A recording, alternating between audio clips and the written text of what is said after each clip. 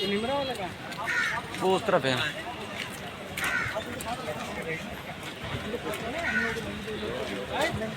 जी जी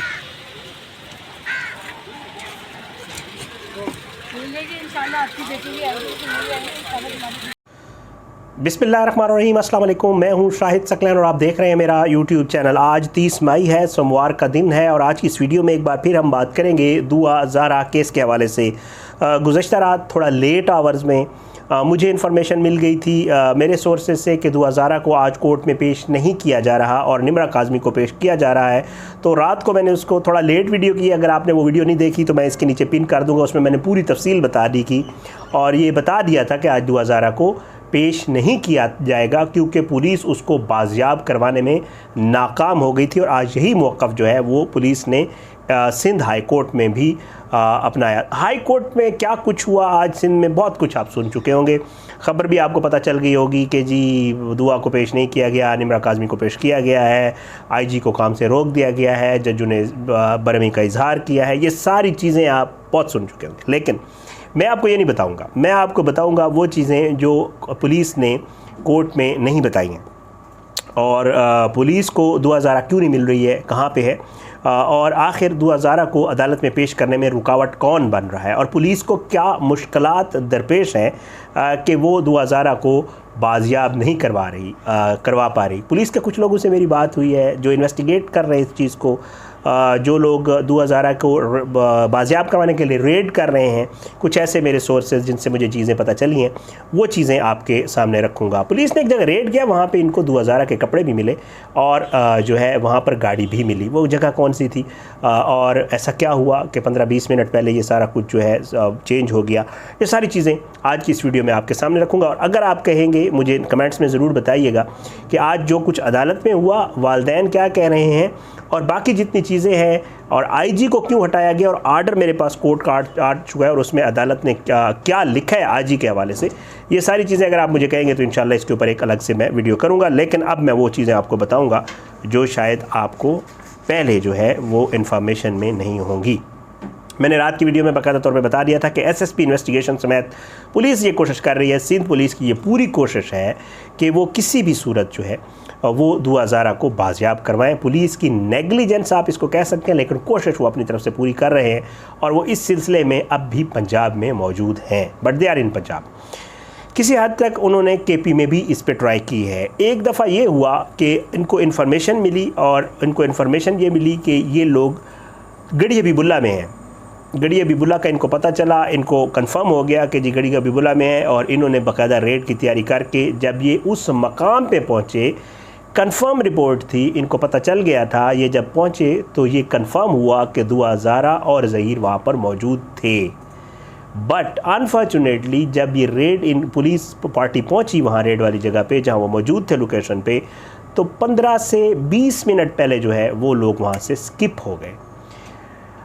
इस जल्दी में कपड़े जो है वहाँ से मिले दुआ के और ज़हीर के, जो ज़ाहिरी बात है वो जल्दी में वहाँ से नहीं कलेक्ट कर सके, वो चीज़ें पुलिस पार्टी को मिल गई थी और एक गाड़ी भी रिकवर हुई जिस गाड़ी के ऊपर ट्रैवल किया जा रहा था। तो इसका मतलब ये है कि वहाँ से उनको स्किप करने में या वहाँ से उनको किसी और जगह मूव करने में किसी ने उनको हेल्प आउट किया या वो किसी पता नहीं पैदल भी शायद चले गए हो, मुझे तो नहीं लगता, लेकिन ये है। दूसरी चीज़ जो बिल्कुल अब कन्फर्म हो गई है कि इतना ये सादा मामला नहीं है। मैं हर वीडियो में कहता हूँ कि इनको हेल्प आउट किया जा रहा है। आज ये अदालत में भी बाकायदा जो है वो मान लिया गया। पुलिस ने ये सिंध हाई कोर्ट को बताया कि लीक हो रही है इन्फॉर्मेशन पंजाब पुलिस से। जब रेड की हम तैयारी करते हैं तो पहुंचने से कुछ थोड़ी सी देर पहले, जैसे ये गढ़ी हबीबुल्ला वाला वाक़या भी हुआ, बता दिया जाता है और वो वहाँ से मूव हो जाते हैं और इस वजह से ये बच्ची बाजियाब नहीं हो पा रही है। अनफॉर्चुनेटली बालाकोट कश्मीर के सिग्नल्स के हवाले से भी आज अदालत में बात हुई, लेकिन पुलिस ने जो है वो कहा कि जी वो हमें पता चला था, टेक्निकली में इंफॉर्मेशन मिली थी, लेकिन ट्रेस आउट नहीं हो पाए। अच्छा, दूसरा मामला, अब पुलिस आपको जैसे पता है कि जी पुलिस ये सारा मामला कर रही है और पुलिस कहती है कि जी लीकेज है और जो है उनको पहले पता चल जाता है। एक चीज़ और जैसे इस्टेब्लिश हो गई कि जी हेल्प आउट हो रही है। आज बाकायदा तौर पे ये मान लिया गया, मुझे भी इंफॉर्मेशन है कि कुछ लोग हैं, कुछ वकलाए हैं जो बाकायदा तौर पे सपोर्ट कर रहे हैं वो पॉइंट ऑफ व्यू वही है कि जी दुआ को अदालत में पेश होने से बचाया जा सके। रीज़न्स उसकी जो मुझे पता चली हैं वो ये हैं, आज आपने निमरा के केस में बाकायदा तौर पे देख लिया, निमरा काज़मी को जो मुअज़्ज़ज़ अदालत है उसने मेडिकल करवाने का, एक उन्होंने कहा कि जी मेडिकल करवाएं कि आपकी उम्र 18 साल है या नहीं है, और दूसरा शेल्टर होम भेज दिया। यही वाली बात ज़ाहिर बात है, अगर दुआ ज़ारा को सिंध हाई कोर्ट में पेश किया जाता है तो इनके वकला को भी पता है और सबको पता है कि इसको मेडिकल भी करवाया जाएगा, बिकॉज वो कहती है कि जी 18 साल की हूँ, वादैन कह रहे हैं 14 साल की हूँ, तो ज़ाहिर बात है इसमें से जो चीज़ निकलनी है वो मेडिकल से निकलनी है।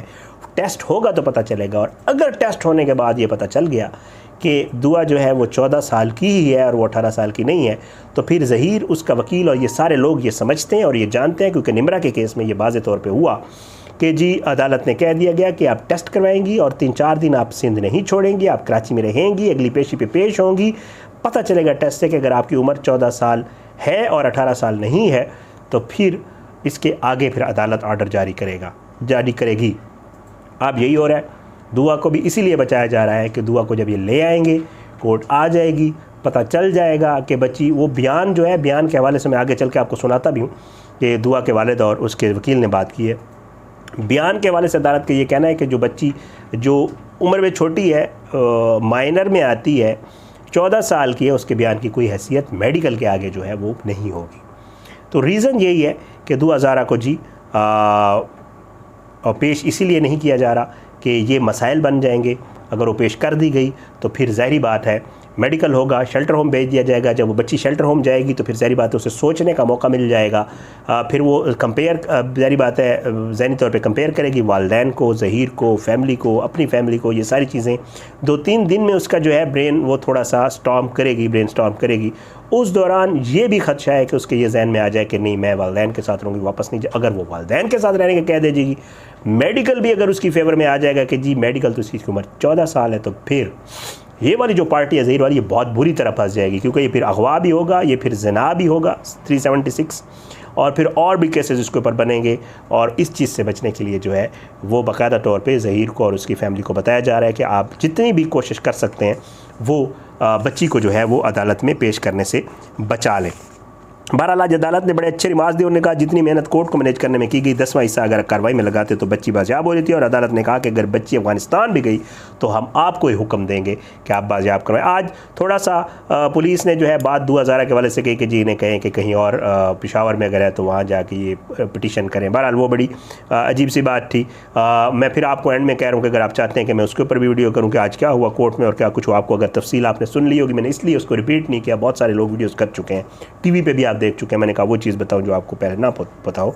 तो बहरहाल मैं उसके ऊपर भी इंशाल्लाह वीडियो करूंगा, और IG के वाले से जो ऑर्डर है उसके ऊपर भी कोशिश करूंगा वीडियो करूंगा। बहरहाल आज की इस वीडियो से इतना ही। मैं जाते जाते आप ये दुआ के वालिद और उसके वकील ने जो बात की है कोर्ट के बाहर, उन्होंने जो है आज की कार्रवाई के हवाले से जो बात की है वो आप सुनते जाएँ और मुझे अपनी दुआ में याद रखें। अल्लाह पाकिस्तान का हामी नासिर, इसके खिलाफ साजिशें करने वालों को नस्तानाबूद करे। अल्लाह ज़ालिमों को इबरत का निशान बनाए, मज़लूमों को इंसाफ मिले। अपनी दुआ में याद रखा करें। पाकिस्तान जिंदाबाद। अल्लाह हाफ़िज़। तो अब डेट लेके चले आते हैं, कौन है ऐसा बंदा जो रुकावट है? अब तो वकील का आपने भी तस्करा किया था, आज कोर्ट में भी ये बात हो गई, कोर्ट में आगे इसका मतलब रिकॉर्ड पर बात मौजूद है कि इदारे भी समझते हैं कि जो वकील भी रुकावट बन रहे हैं इसमें। बिल्कुल ऐसे ही है। आज तो बाकायदा ये बोला भी उन्होंने कि इन्फ्लुएंशियल इसके अंदर कुछ बंदे हैं जो कि बच्ची को बाजियाब नहीं होने दे रहे। मैं पहले दिन से यही बोल रहा था कि मेरी बेटी को अगवा किया गया है और इसके पीछे एक माफिया पूरा काम कर रहा है। मैं जो एविडेंसेस मैं अपनी तरफ से पुलिस को दे सकता था मैंने वो दिए हुए हैं। अब पुलिस का काम है जी बच्ची को बाजियाब करना। एक बच्ची 14 साल की बच्ची पूरे पाकिस्तान की पुलिस एजेंसीज़ वजारत दाखिला से बाजियाब ना हो, ये एक बहुत बड़ा सवालिया निशान है। सर गुज़श्ता रोज़ आपके घर के बाहर कुछ मशकूक हरकत भी देखी गई हैं, क्या आपने पुलिस को रिपोर्ट किया, उसमें क्या पेशरफ हुई? जी बिल्कुल, ये 2 दिन से ऐसा हो रहा था। कल हमने उसकी वीडियो जो थी वो एजेंसी और पुलिस को फराहम कर दी है। देखिए पुलिस उससे है तो यहाँ के लिए भी कुछ नहीं जा रहा, आपके सामने ही है। बहुत शुक्रिया, थैंक यू। इसमें मैं एक चीज़ रिक्वेस्ट करना चाह रहा हूँ। जी सर, इसमें एक चीज़ जो है वो क्लियरली हो चुकी है कि जो सिंध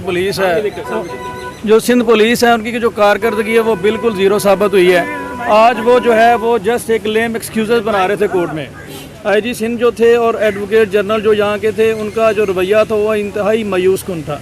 जहाँ पे मैंने ऑब्ज़र्व किया, मैं बेसिकली लाहौर हाई कोर्ट का मेंबर हूँ, यहाँ का मेंबर नहीं, तो हम प्रॉपरली कोर्ट को यहाँ पे असिस्ट नहीं कर सकते।